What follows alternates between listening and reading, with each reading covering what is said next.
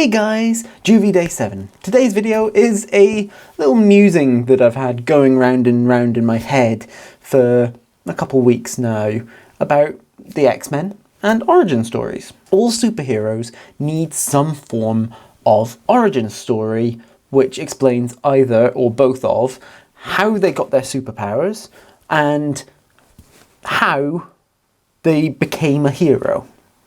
What caused them to take this path.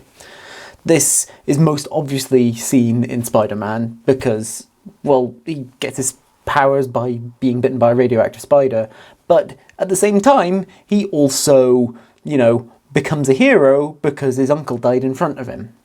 That's, a whole thing. That's his origin. Superman's powers come from the fact that he is from a different planet, and his reason for being a hero is because he's been raised with moral fibre. It's weak one on that front. But Batman's got the whole no powers, but he does in fact have the whole motivation down.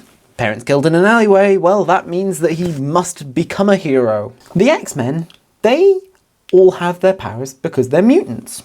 That's pretty simple. Part of the lore that goes around the creation of the X-Men is that Stan Lee decided that he didn't want to constantly be coming up with radioactive animals to have bite his heroes or lab accidents and etc, etc.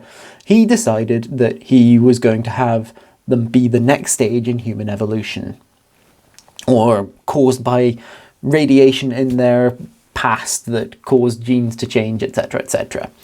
All of the mutants came from this idea of that.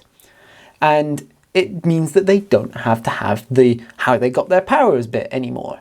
They've just got them. They've got them naturally. Which means that they have more time to explore the whole reason for becoming a hero thing.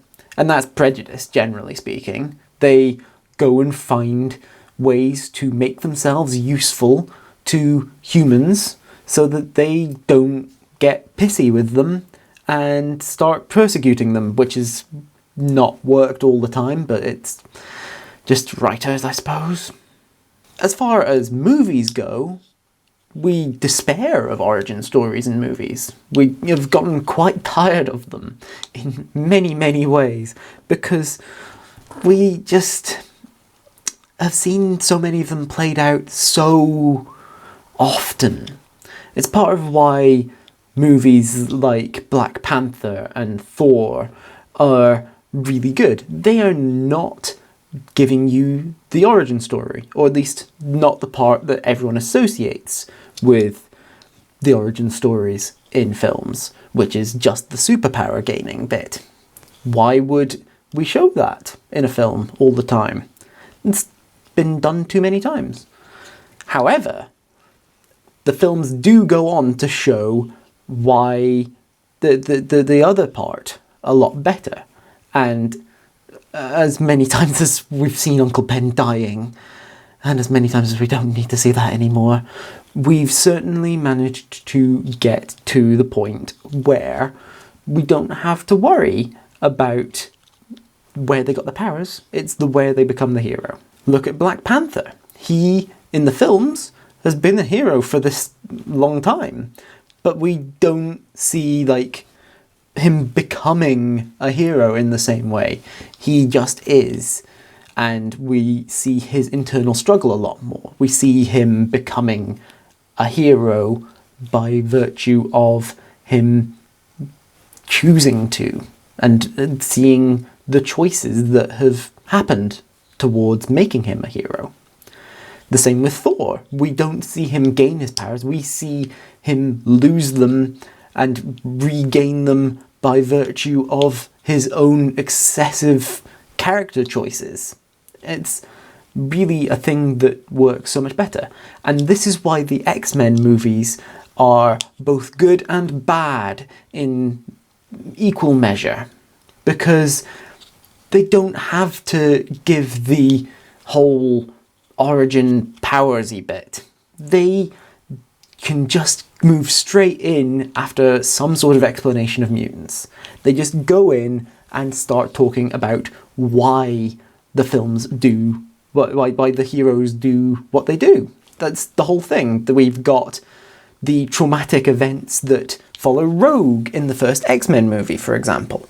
She doesn't want to see other things happen. She has almost killed her ex-boyfriend.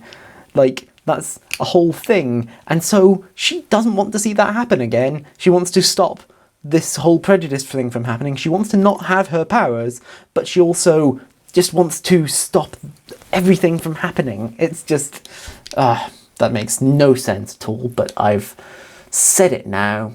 We don't have to see this stuff anymore. It's just a thing. And the fact is, the X-Men, we've got it explained. But this is where the perils of some of the X-Men movies have also come. We've seen so much of all of this before. We've seen them talk about the things that have happened.